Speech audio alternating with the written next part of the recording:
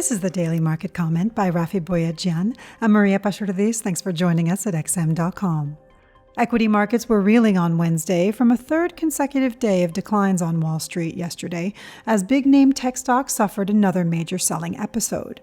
The tech-centric Nasdaq composite plummeted by 4.1%, taking its fall from grace dangerously close to correction territory. Tesla, whose rejection from inclusion in the S&P 500 was one of the triggers of this sell-off, has taken the worst beating, sinking by 34% from its record high from last week.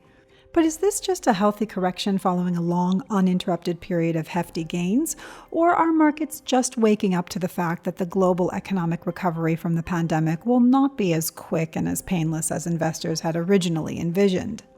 Judging by where U.S. stock futures were headed in early European trading today, the rout could already be over.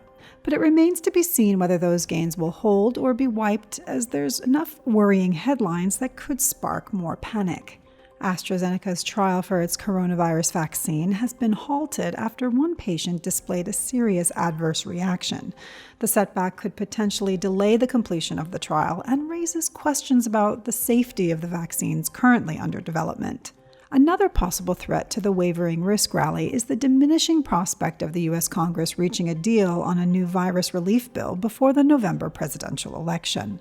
The renewed jitters about the recovery lifted the U.S. dollar to a one-month high against a basket of currencies on Wednesday, with the yen benefiting too from safe haven flows.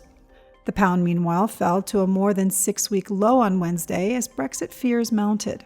Sterling has been on the decline after Prime Minister Johnson ratcheted up the rhetoric with the EU as Brexit talks resumed this week.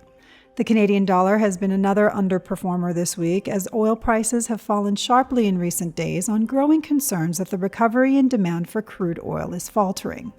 The Canadian currency could face further volatility later in the day when the Bank of Canada announces its latest policy decision. Although no change in policy is expected, any minor changes to the Bank of Canada's forward guidance will be watched carefully for possible clues on the likelihood of further easing. This was today's Daily Market Comment. Thanks for joining us at XM.com.